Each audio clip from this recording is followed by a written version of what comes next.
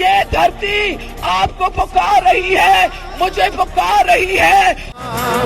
अजीम पीर जी अजीम न्याणी तोखे सलाम, तोखे सलाम।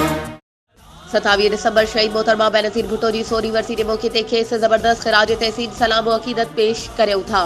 जंहिं मुल्क अवाम जमहूरियत ख़ातिर जान कुर्बान करे छॾी पर ज़ुल्म आॾो कद न झुकायो। उहा वफ़ाक़ जी ज़ंजीर हुई जंहिंखे शहीद करे आवाम खां रोशनी जी उम्मीद खसी वई। असां इन मौके ते पाकिस्तान पीपल्स पार्टी जी मरकज़ी क़यादत पीपी चेयरमैन बिलावल भुट्टो ज़रदारी, को चेयरमैन आसिफ अली ज़रदारी ऐं मखदूम जमील सभा खे पिण सलाम पेश करियो था, जेके मोहतरमा शहीद जे नक्शे कदम ते हलंदे अवाम जी बेलोस ख़िदमत करे रहिया आहिनि।